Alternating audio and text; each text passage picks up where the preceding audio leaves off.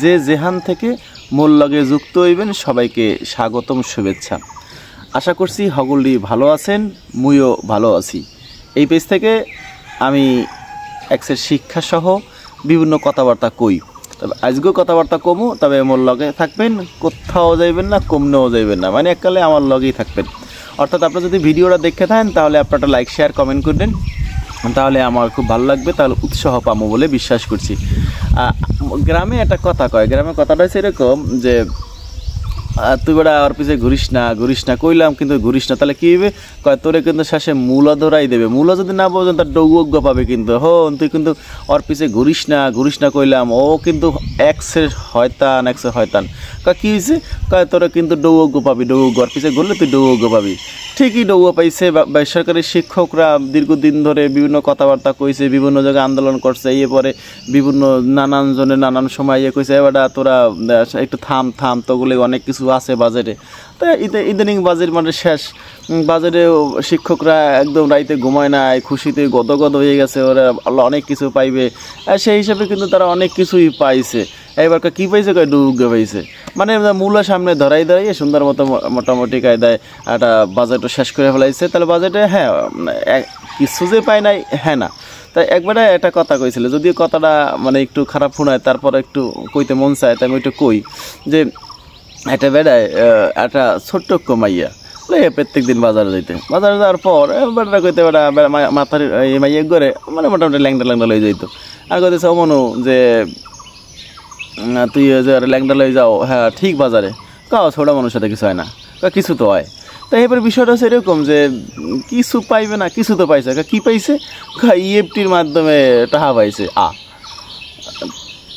বেসরকারি শিক্ষক চাইলো কি, কত কিছু দাবি দেওয়া করলো, সর্বশেষ করলো ইএফটির মাধ্যমে টাকা পয়সা পাইছে।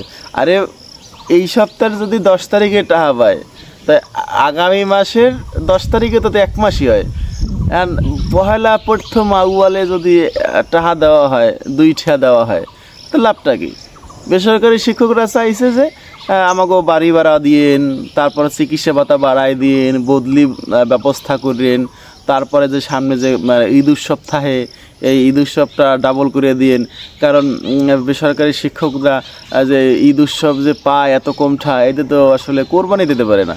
কোরবানি দিতে পারে যদি 3000 ঠা 4000 ঠায় গরু পাওয়া যায়, আল্লাহ তালা যদি বানাইয়ে দেয় 3-4 হাজার গরু পাওয়া যায়, তাইলে দিতে পারে, কিন্তু এছাড়া আর দিতে পারে না কোরবানি। কারণ সরকার 3500 টাকা পায়, যারা 12,570 টাকা উড়ায়। তাই 12,570 টাকা উড়াইলে মানে 700 টাকা উড়াইলে হারা 3,3500 টাকা পায় হলো যে বোনাস। অর্থাৎ কর্মচারীরা পায় 50% আর শিক্ষকরা পায় 25%। তো এই সব কিছু মিলেই কিন্তু খুব ভালোই পাইছে বাজেটে। যে বাজেটে পাইছে এই বাজেটের কথা বলতে পারবে না বেসরকারি শিক্ষকরা।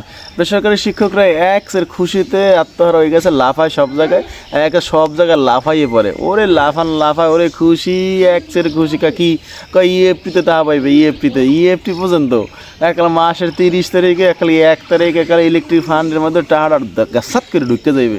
আরে ভাই টাকা দেশ কয়টা হাই তো কম, তা এটা কোনো কথা, এটা কোনো মানে উপকার, এটা কোনো মানে কথা কইলে একটা। অর্থাৎ টাকা পয়সা বাড়াই দেবে, হ্যাঁ এরপরে মা ইএফটিতে দেব, টিএফটিতে দেব, পাইলেই হইল। কিন্তু হ্যাঁতে নাই। অর্থাৎ তোমাগুলিকে ওই যে মূলজ্ঞ ধরাই দিছে আর ডৌজ্ঞ পাবা, এই মূলজ্ঞ ধরাই দিছে আর ডৌজ্ঞ পাইছে। তো সব কিছু মিলিয়ে কিন্তু একাল বেসরকারি শিক্ষকরা এবার বাজারে যা প্রত্যাশা হচ্ছিল কিছু পায় নাই, শেষ পর্যন্ত খালি হাতে আটাত মুইসা ঘর উঠে গেছে। এই সব কিছু মিলেই কিন্তু একটা বেসরকারি শিক্ষকদের একটা মনের ভিতরে কষ্টমষ্ট রয়ে গেছে। তা যদিও কষ্ট রয়ে গেছে, তারপর কিছু করার নাই, অপেক্ষায় থাকুক, আন্দোলন করুক, বিভিন্ন কথাবার্তা কোক, যদি এর মধ্যে ভালো কিছু আইতেও পারে, না আইলে তো না আইতে পারে। তবে কথা হইলো এগুলো যে বেসরকারি শিক্ষকদের জন্য ভালো কিছু হরা দরকার। যদি নাই হরে তাহলে কিন্তু বেসরকারি শিক্ষকদের মাঝে কিন্তু একটা হতাশা কাজ করতে আছে। বিশ্বমানের যে পলিসি আছে না শিক্ষা ব্যবস্থা, এগুলো কিন্তু তেমন একটা বাস্তবায়ন হবে না। সুতরাং এগুলো বাস্তবায়ন করতে হলে কিন্তু অবশ্যই বিশ্বমানের একটা নজরদারি লাগবে, বেসরকারি শিক্ষকদের আর্থিক মূল্যায়ন হরা লাগবে। এই সব কিছু কিছু মিলিয়ে নানান যে সমস্যা আছে এই সমস্যাগুলো একটা দ্রুতভাবে শেষ করে দেওয়া দরকার। আর একটা কথা কইয়া যাই যে বেসরকারি শিক্ষকদেরকে আসলে খুব নিদারুণ কষ্ট হয়, এই কষ্ট কথা আসলে কাউরে বোঝানো যায় না। কারণ হচ্ছে কি একটা বেসরকারি শিক্ষকের 12,700 টাকা বেতন, এই বেতনে আসলে সংসার চলে না মোটে এই বর্তমান সমাজে। ওরে বাবা, দ্রব্যমূল্যের যে দাম বাজারে গেলে পকেট এককালে শেষ হয়ে যায়। এই যে মানে কোনো কিছু খাওয়া দাওয়া, বেসরকারি শিক্ষক কবে যে গরু গোস্ত কিনা খাইছে আর হিসাব নাই, মানে হ্যাঁ খাইতে পারে না। কারণ কি খাইবে, কমনে খাইবে, কীভাবে খাইবে, তাই তো নাই। এইসব এই কয়টায় কী হয়, এই কয়টায় মাস গেলে কি আসলে সংসার চলে? তো একজনের একজন ব্যক্তি যে কয়টা খরচ করে মানে হেইয়ে পায়, তাহলে এটা পুরো সংসারের জন্য কীভাবে খরচ করে? এই সব কিছু মিলিয়ে বহুত কষ্টে আছে বেসরকারি শিক্ষকরা। আসলে তলায় দেখেন এত কষ্ট, এত কইয়া বোঝানো যায় না।